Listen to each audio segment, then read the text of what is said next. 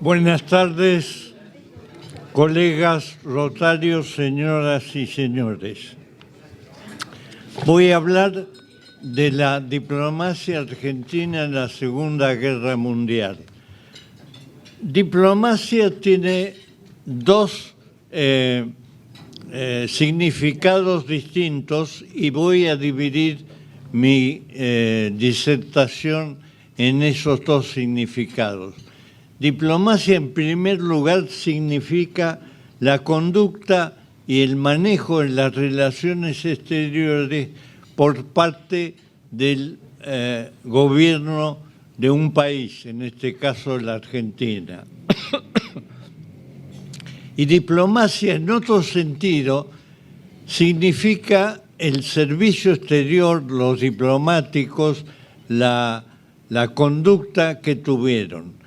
La Segunda Guerra Mundial fue un periodo muy especial en la historia argentina.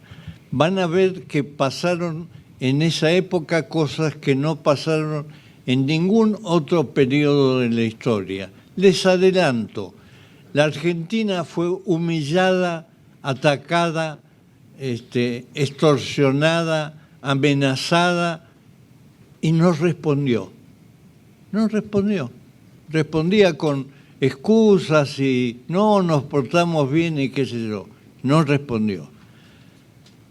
La segunda cosa es que durante el periodo de la guerra pasamos de la presidencia, lo más parecido a una presidencia constitucional de Roberto Marcelino Ortiz, en el 1938 y cuando se inició la guerra, a después una presidencia primero en reemplazo y después en ejercicio de Ramón S. Castillo. Y después vinieron las presidencias de Ramírez y Farrell y una seguidilla de vicepresidentes y de cancilleres. En toda la guerra, salvo unos pocos meses de Castillo, no hubo un gobierno legal en Argentina, un gobierno que no naciera del fraude y que respondiera a la Constitución. Y después de Castillo, del 43 al 45, ni eso, un gobierno que derogó de hecho la Constitución y suprimió todas las instituciones de una república democrática.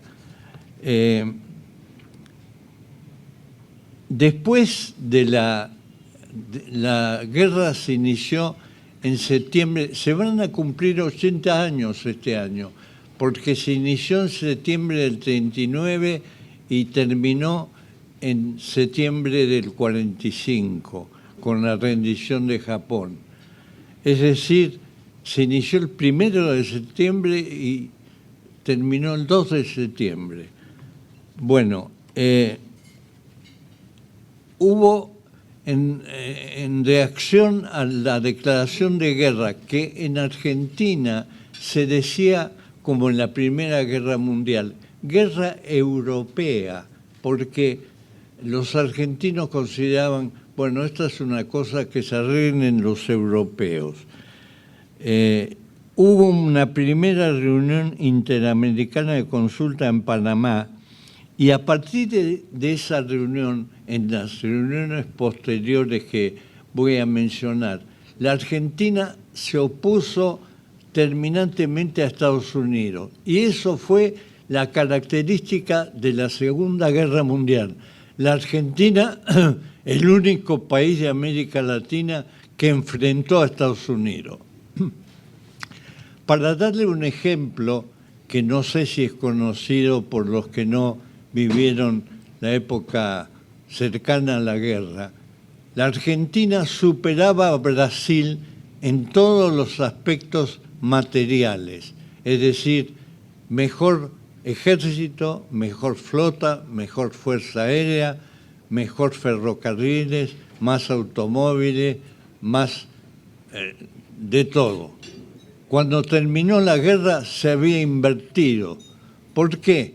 Porque durante la guerra la Argentina se puso en disputa con Estados Unidos y no solamente no recibió un centavo, sino que tuvo que afrontar problemas por ese tema que repercutieron en su economía y en su patrimonio.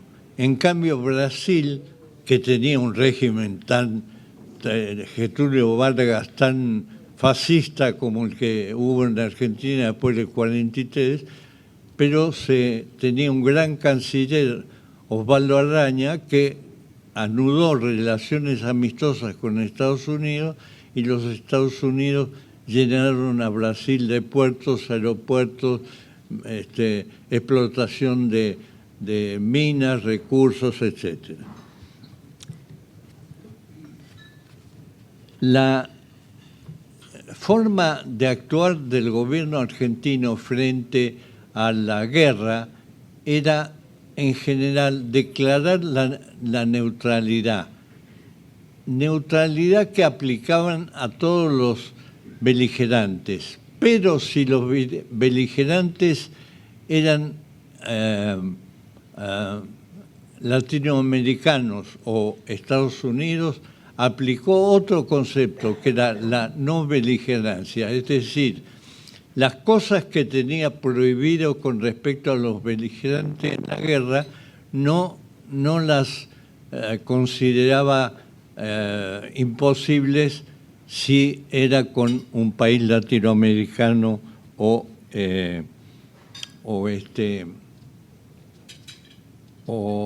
amigo.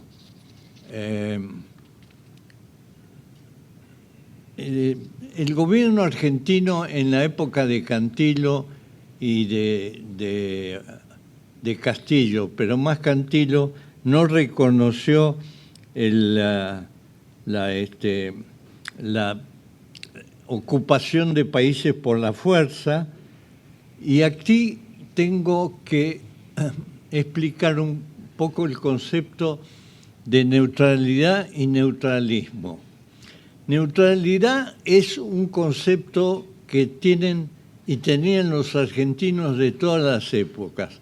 Estamos en la punta del mundo y las cosas que pasan en Europa, como en la Primera Guerra Mundial, nos afectan indirectamente.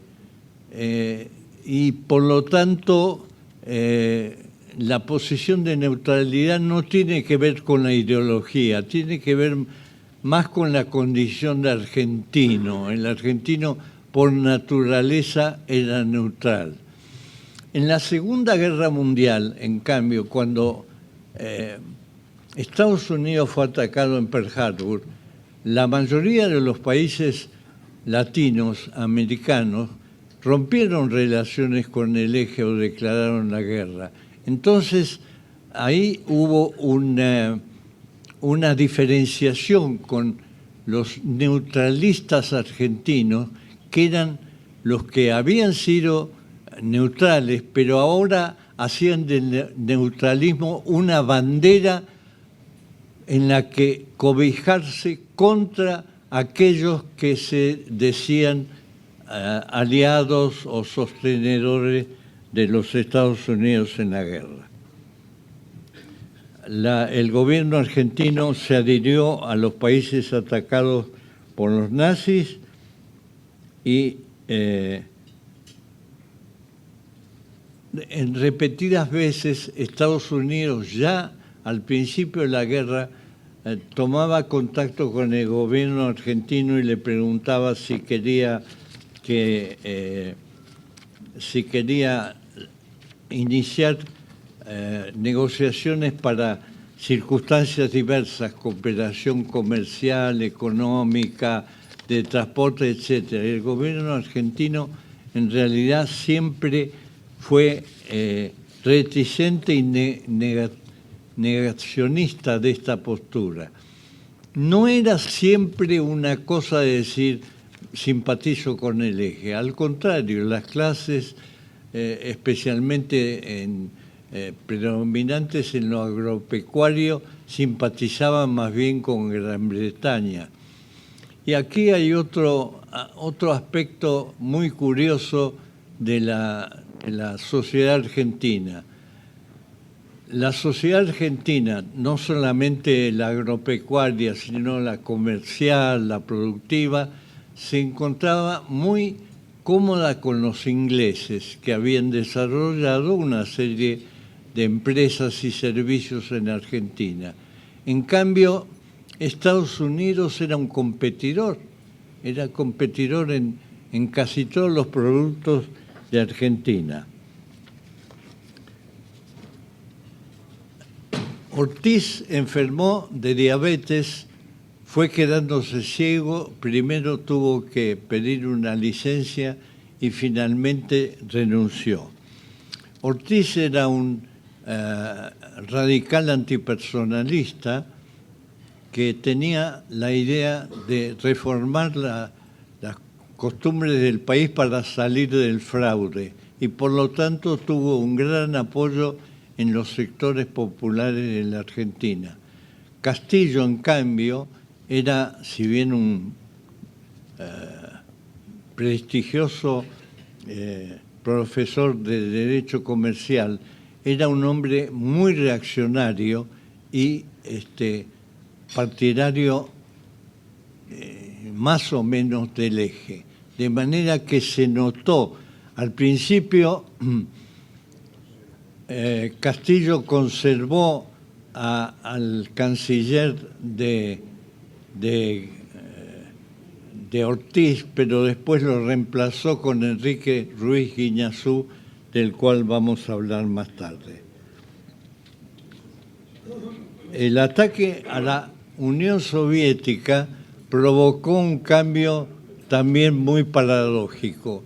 Los comunistas de la Argentina y del mundo, en el momento que se firmó el pacto Molotov-Von Ribbentrop en 1939, que tenía cláusulas secretas para repartirse Polonia, se sintieron más cerca del nazismo y siempre lejos de la democracia, acá en Argentina y en todo el mundo. Pero cuando la Unión Soviética fue atacada, súbitamente se sintieron democráticos y aliados de la democracia, acá y en todos los lugares del mundo, cosa que cambió la política interna nuestra, pero también la política externa, porque los Churchill y Roosevelt tuvieron que reunirse con Stalin de igual a igual.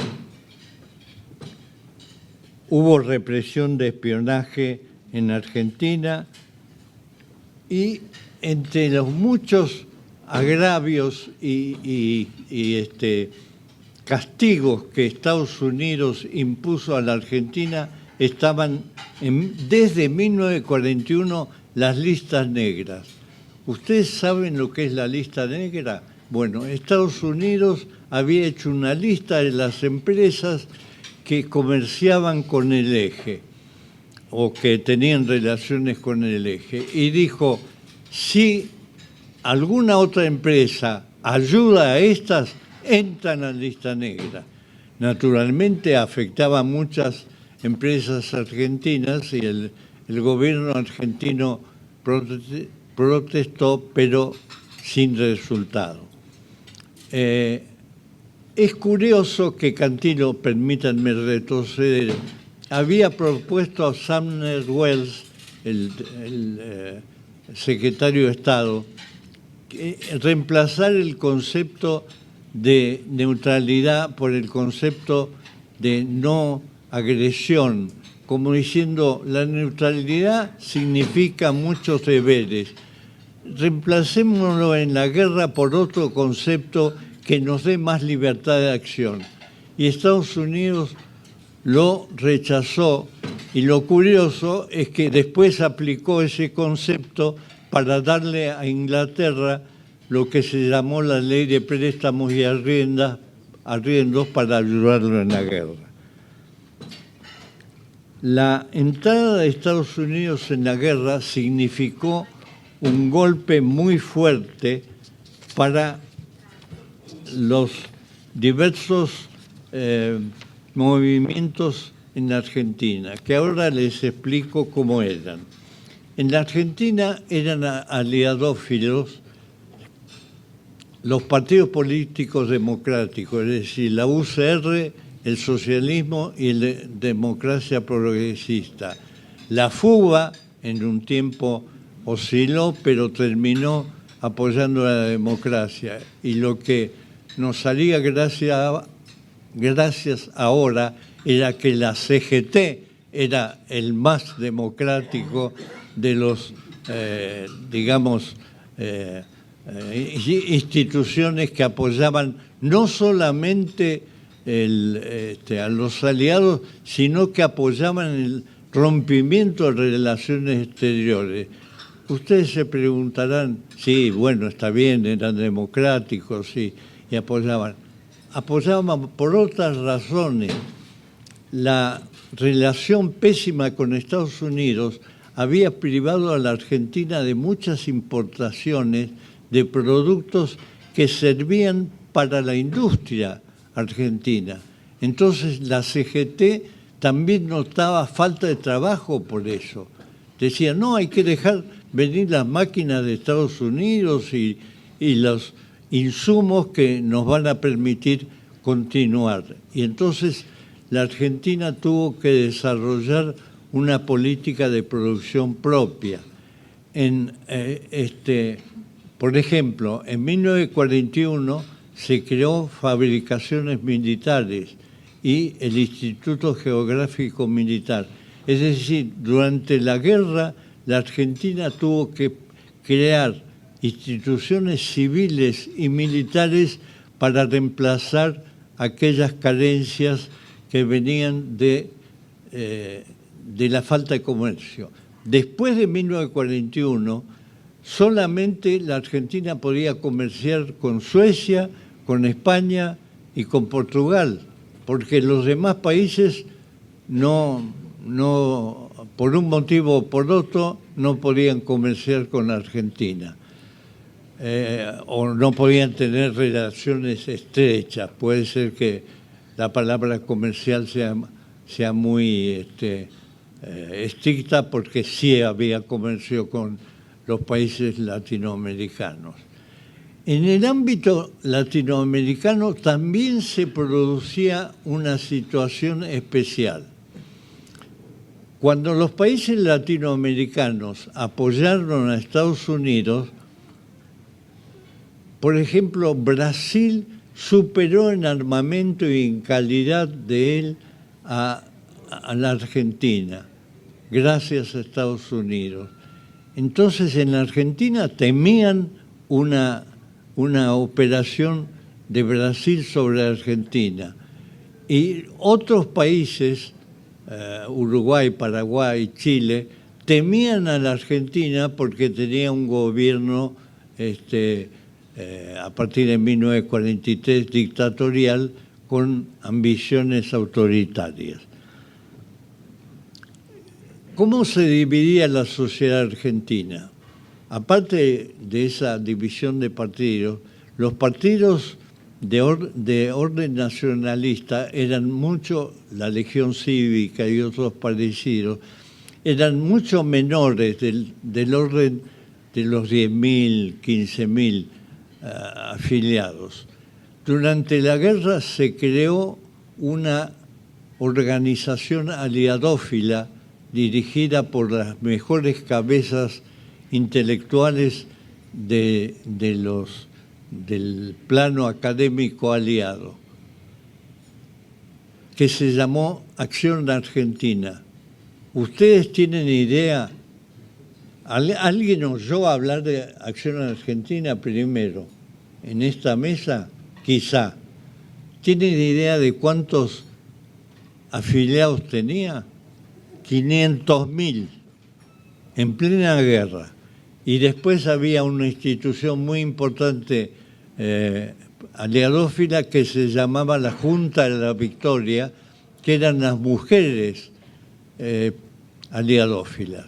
O sea, también en esa época ya había una institución femenina dedicada a la guerra con un sentido ideológico. Por supuesto, había representación de los países, es decir, había las asociaciones alemanas pro-nazi, anti-nazi, la italiana pro-Mussolini, anti-Mussolini, la española pro-Franco, pro-republicano, y así sucesivamente.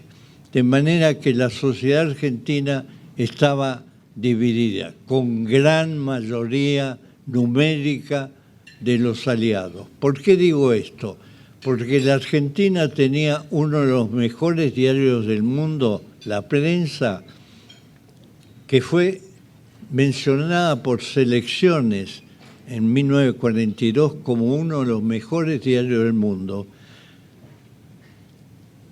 Y a la mañana La Nación y El Mundo. Y a la tarde Crítica, La Razón y Noticias Gráficas, que tenían 2 ediciones. Una a las 4 de la tarde y otra a las 9 de la noche.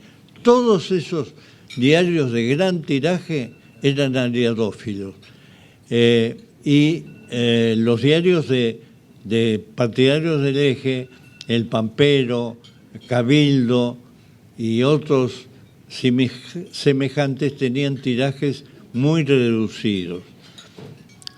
Era curioso saber que las radios también estaban divididas. La mayor parte de las radios eran aliadas y la radio Prieto y la radio...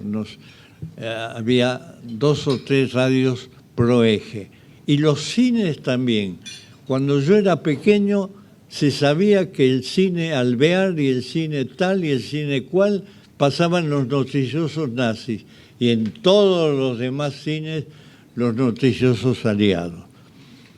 Bueno, esta situación persistió durante el tiempo de la guerra en que Estados Unidos fue apretando las manijas en las diferentes conferencias panamericanas que hubo en La Habana y después en Río, y siempre se enfrentaba con la Argentina.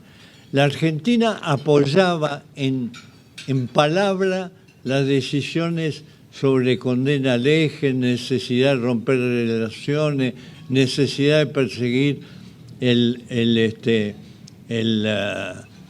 espionaje, pero no lo llevaba a la práctica. Es decir, y en las conferencias panamericanas era prácticamente la única que votara que estas decisiones fueran voluntarias, no obligatorias. Eso irritaba mucho a los americanos.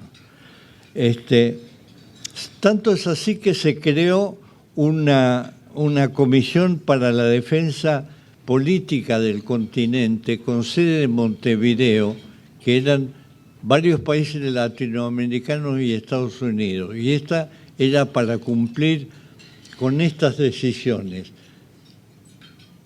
Tan negativos fueron los informes de esta comisión y tan, la reacción argentina, que la Argentina terminó yéndose de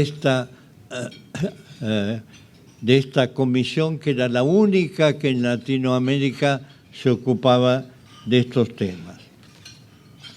Naturalmente, la caída de París fue un golpe que no habría hoy día. No veo yo ninguna posibilidad de nada parecido a lo que fue la caída de París en Argentina, porque París se veía como el centro no solamente de la democracia, sino de la cultura, del espíritu.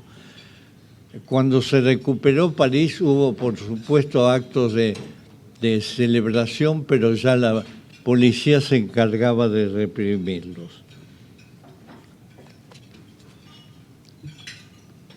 Vamos a contar los detalles de dos episodios que demuestran la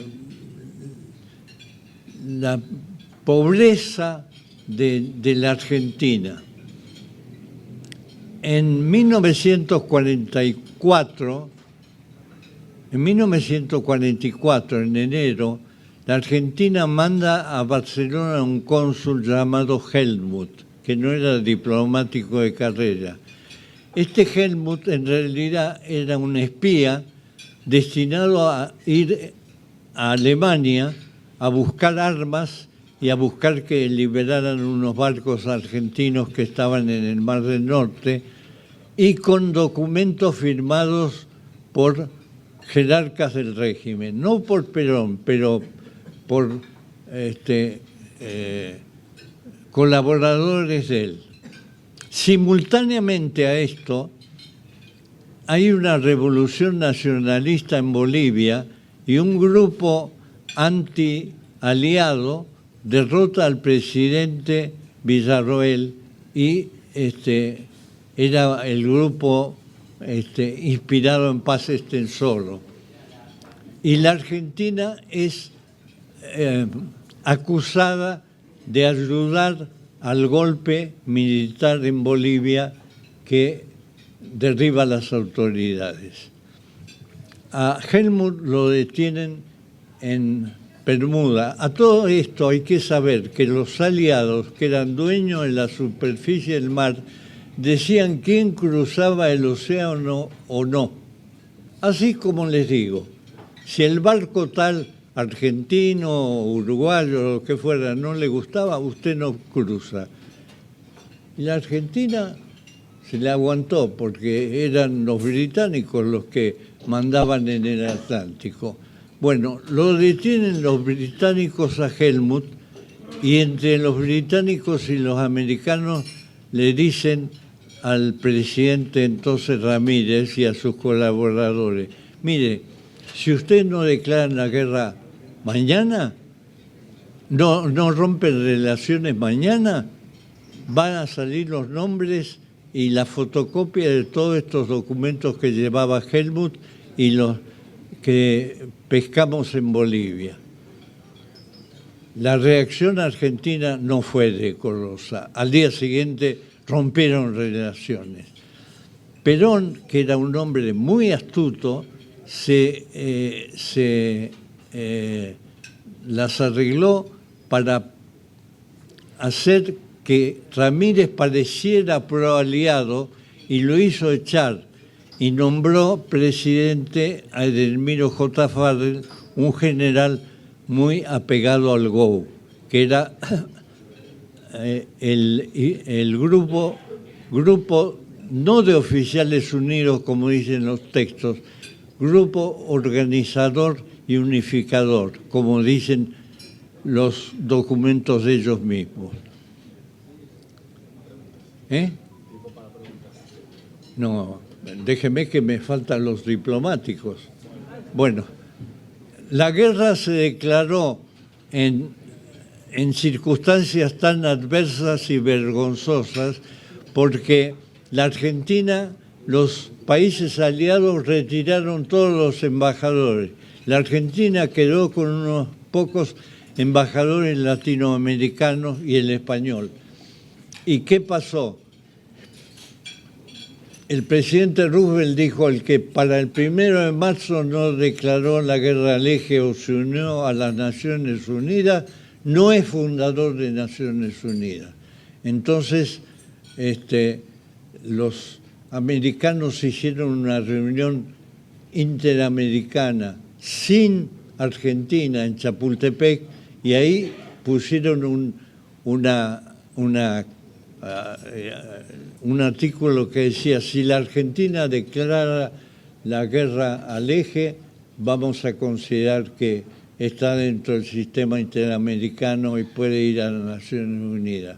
¿Qué hizo la Argentina tan nacionalista y pro-eje? Declaró la guerra al eje, así nomás.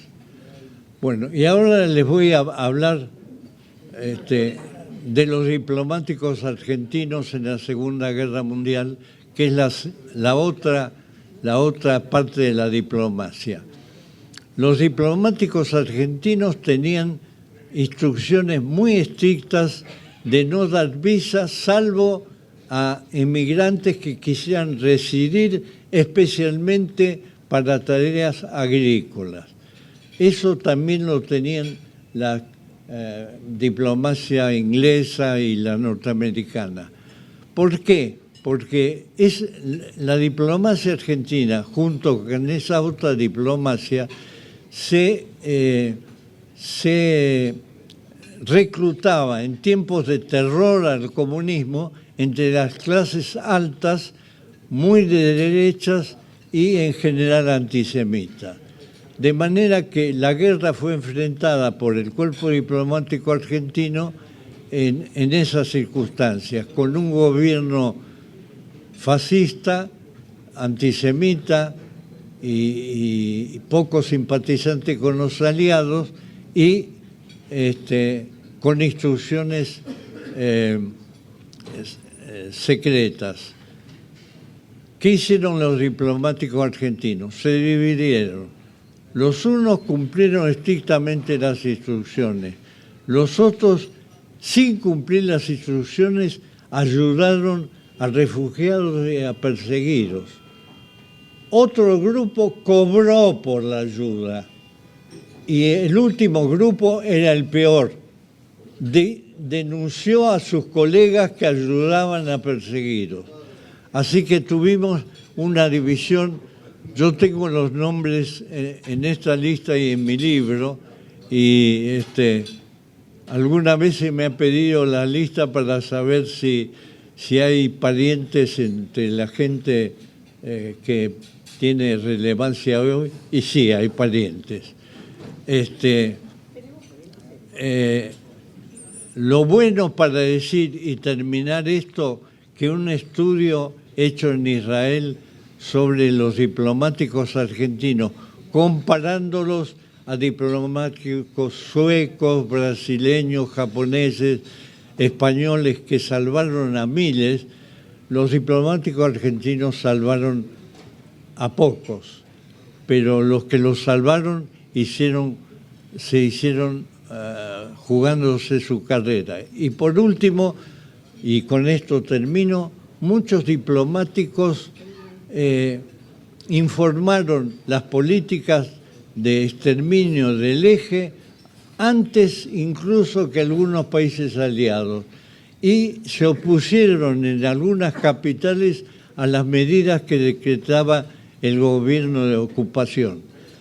Debo decir que el que tiene que cerrar esta breve alocución tiene que ser el embajador Luti, que estaba de encargado de negocios en Berlín, que era antinazi y que informaba todas las atropelías y atrocidades de los nazis en Polonia y otros países ocupados, que era vigilado por la Gestapo, y el gobierno argentino no lo utilizaba él, sino a su agregado militar, porque no confiaba en Luti.